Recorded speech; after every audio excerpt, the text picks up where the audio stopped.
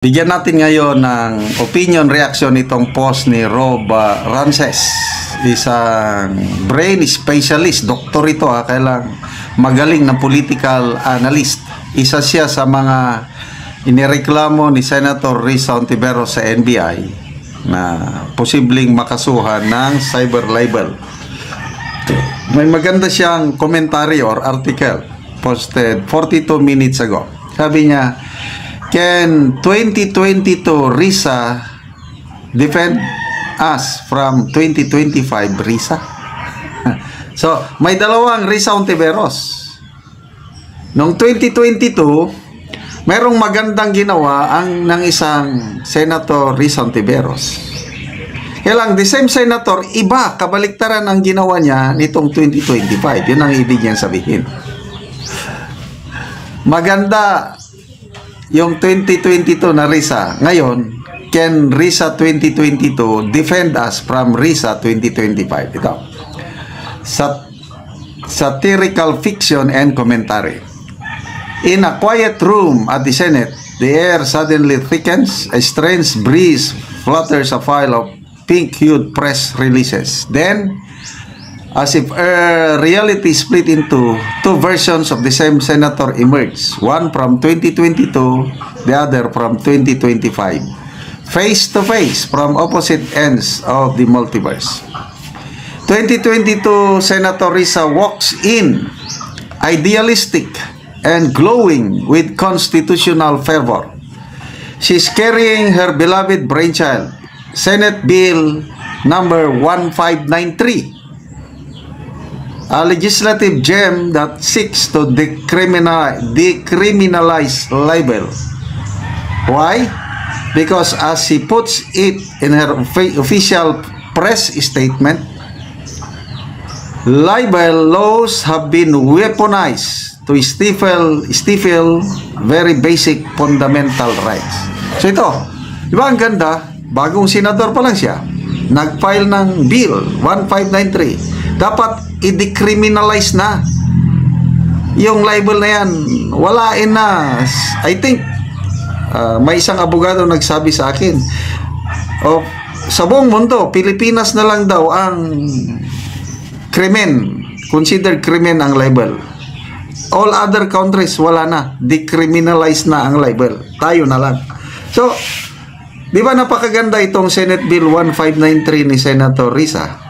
May final niya na huwag nang gamitin yan, i-weaponize yung libel law na yan.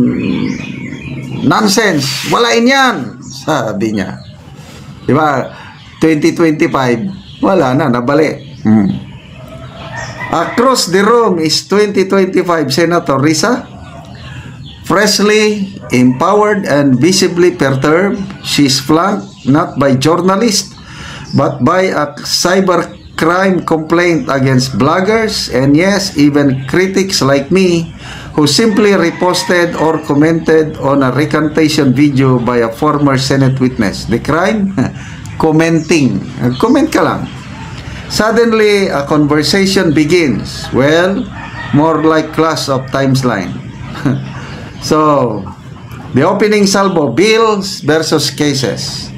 In 2022, Risa is smiling and clutching her Senate Bill 1593 gently reminds her future self.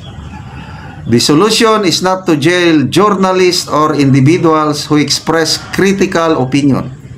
The solution is to respect the freedom of the press and the constitutional right to free speech. Diba ang ganda yung sinasabi niya?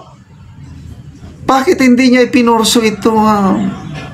Dapat gumalaw para ma-decriminalize ang libel. Ang ganda yung sinasabi niya noong 2022. But 2025, Risa clears her throat, adjusts her moral compass, and replies through legal action filed at the NBI Cybercrime Division. So, step number 1 is done. On libel laws and magical amnesia. Parang nakalimot na amnesia. 2022 Risa back in her liberal crusader era warned us. Journalists and ordinary citizens should not be made to suffer the threat of jail time or exorbitant fines just for doing their job. Correct. But 2025, Risa seems to disagree, because while the critics weren't shouting fire in a crowded theater, they were apparently reposting a viral video. That's enough, apparently, to be labeled part of a disinformation network. So, napakasimple lang naman eh. Yung Karen gumawa siya ng video.